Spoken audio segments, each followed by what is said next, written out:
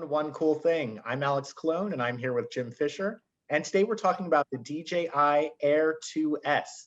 This is DJI's latest drone. And you might notice the name Air 2S sounds familiar. This is sort of a sequel to the Mavic Air 2. It's a $999.99 drone. We could just say $1,000. And this is DJI's latest high-end small drone. So Jim, do you want to just start by giving us an overview about the drone itself? Sure, it's right here in front of my face. And as you can see, if you know DJI's drones, the Air 2S is very much like the Mavic Air 2 from last year. It's almost the same airframe. The obstacle sensors have been slightly repositioned for better automatic flight. But it's an Air 2 minus the Mavic name. DJI has been dropping that from the line. They also dropped Osmo from their little pocket cameras. They're just now the OMs. So this is just the Air 2S, and the S is for sensitivity for the camera. It is a 1-inch sensor size instead of a 1/2.3 inch. So you have much better photo quality at 20 megapixel versus the 12 megapixel version of the Air 2 of the Mavic Air 2. The Air 2 has a 48 megapixel mode that puts it more on the same level for images, but I would still, for photos, say this is a better camera, despite having fewer pixels. Okay, so I definitely want to go over the cameras, but let's save that. Let's do that closer to the end. Let's just go over some general things about the drone itself, starting with battery life. How is the battery life here? It is the exact same as the Air 2, so it gets you about 30 minutes of flight. DJI rates it at 30 minutes of hover time or 31 minutes of flight. That will vary a little bit based on conditions. I had the Fly More kit, so I was able to take it out with 3 batteries and run through all 3 one morning. And I got closer to, I didn't drain all of them, but doing some math and extrapolation, roughly 28 minutes of real world use in my mind. So that's a half an hour.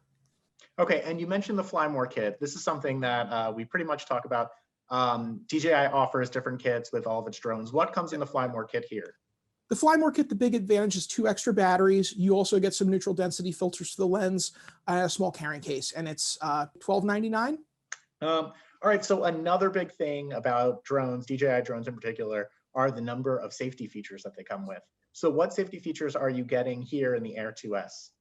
You have everything the Air 2 had, which is pretty extensive. You have forward as well as rear obstacle avoidance sensors. You have bottom sensors to read the ground. So if you're flying without GPS, it'll still kind of stay steady if you're inside somewhere in a larger space. It's got the ADS-B air sense sensor, which will let you know if there's a manned aircraft in the vicinity. That's very important. The FAA is going to be regulating that, or is attempting to put that as a necessary thing for consumer drones in the future. So you're a little future-proofed here if those regulations do go into effect. You have dual GPS. You have return to home. Find my drone on a map. It's really meant to be as safe as possible to fly. And now you mentioned the FAA. You do need to register this drone, correct? Yeah, this is heavy enough to require the registration even for recreational flight, which costs $5 for a couple years and is good for as many drones as you own. So if you have 10 drones and you're just flying for fun, and you're a really big drone hobbyist, $5. Not a big deal. If you want to fly commercially, there is now the Part 107 knowledge test is being rolled out to the new version of that, and that's what you would take for commercial flight. Right, and as far as the FAA regulations go, we do have a story about that on PCMag.com. So if you're curious, we update it pretty regularly as new information comes out. You can check that story out, and it should tell you everything you need. So flying the Air 2S, I know it comes with a remote control. There's also a phone app. Can you explain a little bit about how you control it and how those work? Sure. Let me just get the phone app here. You get the remote control with it. You can have an iPhone or Android phone plug in. It comes with the cables for Lightning, micro USB, and USB-C. They're short and they're modular, and they stow in the remote when you're not using it, which is nice. The clip is big enough for phablets like the iPhone 8 I've got in here. And you see a view from the drone's camera. Full time, you've got these 2 control sticks. This one moves your drone up and down in the air and yawls it left and right. So it just kind of will do this kind of motion where it just pivots on its side for pans. And this one actually is used to fly the drone in different directions, forward, back, left, and right. So you kind of hold it like a video game controller and you're flying it and you've got the camera view in front. And there are some automatic flight modes too. You can do orbit shots, dronies, where it kind of pulls back and takes your selfie shot on its own without you taking control of it. And a new thing called master shots, which combines several of those camera moves into one clip. It's kind of a nice little addition that lets you get pro video moves without kind of learning how to do it. And you can see how the drone camera works and eventually, work to pan the camera while you fly forward in a slow thing. And it's a way to learn how to get better drone shots as well as leverage automatic ones for people who just want automatic shots. So are these all of the same features that you could find on the Mavic Air 2 or any of these specific to the Air 2S? Master Shots is the one that is specific to the Air 2S. And I've tried it out at a park just with a selfie video. And what it did is it just took me and the quick shots mode, which has been the long thing where it does the droney and the orbits and everything and the corkscrews. It does kind of combines all those different flight moves into 1 3-minute video. And then you can cut out the different takes from that you like. The only downside that I saw to quick shots, and I need to confirm this with DJI, is that it only works at 1080p. Just because it's using some of the in-app video editing features to make it. Okay, so a lot of the features are the same as the Mavic Air 2, which brings us to what we were talking about earlier, the camera here, which is really the main differentiator. Can you tell us what's different about the camera here? And ultimately, do we think it's worth the additional $200? Sure.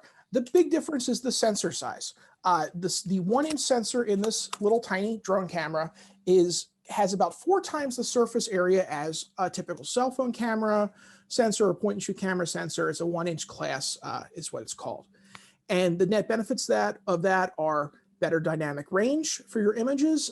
You have a lot of room with your raw files here to open up shadows, pull in highlights, etc., just like you would with an interchangeable lens camera. It also supports higher quality video.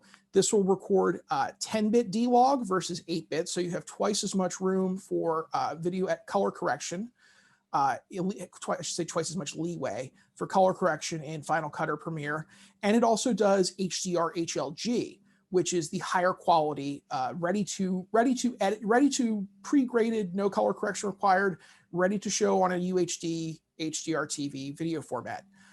It is a little trickier to edit that type of footage. You need to have better software. I used Final Cut Pro for it, especially for the HDR workflow. It was a lot better than Premiere Pro.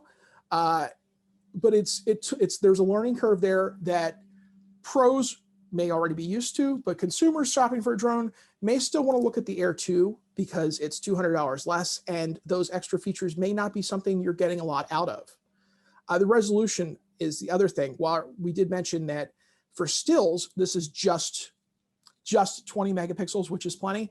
For video, this does 5.4K, which is about twice as many pixels as 4K.